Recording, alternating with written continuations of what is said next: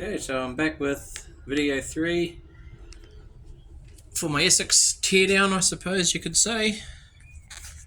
Um, body, frame. Body is now off the frame. So we're making progress. Haven't really done anything with the doors yet. Piled up all the guards and hoods and bits and pieces into there. Haven't attacked any of the body work. I did start...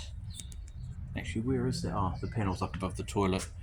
I have actually started sanding this down, so as you can see it's very pitted and rusty, some paint left over. So I hit one spot of it with, or part of it with a wire wheel, and then part of it with like a fibre wheel on a grinder, just to see what happened. And why is my torch on? Turn that off. So you can see that's all starting to surface rust. So that was a sample piece that I didn't want to coat with the Brunox. And then the other two I covered with Brunox just to see what was happening, to get a bit of an idea, and whether it was with the wire wheel or the fibre wheel. So what do we got here? Fibre wheel and various types of wire wheels. That was a fibre wheel, there's not much left of it now, but that was from the truck. Yeah, so that removed all the crap off here, and there is just a bit of surface rusting coming through. Excuse me, boys. Why are you going to fall way out on the foot?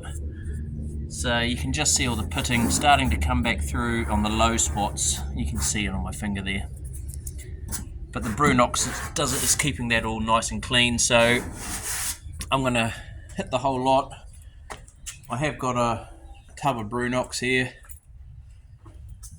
Brush it on, and then once that's all dried off, I will then look at primering everything.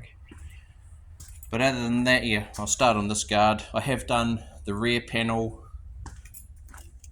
in here, and that actually came out really good, because that had a couple of little, wasn't getting thin, but you know, pitted rust from the underside, or the crap splashing up over near on 100 years. So I did that one first because it was nice and easy and flat.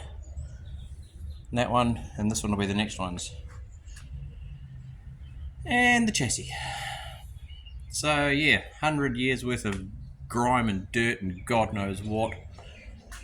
What I am going to be doing is actually cutting off the rivets that hold the footsteps on and making those bolt on, rather than staying permanently on, because when I was trying to get the body off with the hoist arm wanted to come through here to get a decent lift, or if I moved the car forward so that the hoist arm was there, this one was coming through here and rather than here. So trying to lift the body up and keep it balanced was a bit of a pain in the ass. So I'll disconnect all the brake rods, unweld all those, or ungrind them all off. I did it on the truck as well, on the Apache, and then just put some high tensile bolts back through to hold them in at a later stage. I'll take a couple of other bits and pieces off. I'll do the same thing with the battery clamp. That's pretty shot, so I'll make a new box, and then I'll just bolt it on through the holes there and there. And a couple of the other brackets as well. I've still got to unbolt some shit back here. The shock, for lack of better wording, still has pressure.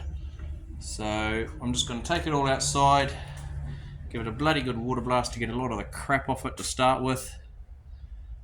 And I've still got to take the steering column off. The handbrake actually works. It does rolls relatively easily, but the handbrake down here, all the levers and mechanisms, all still covered in gunk,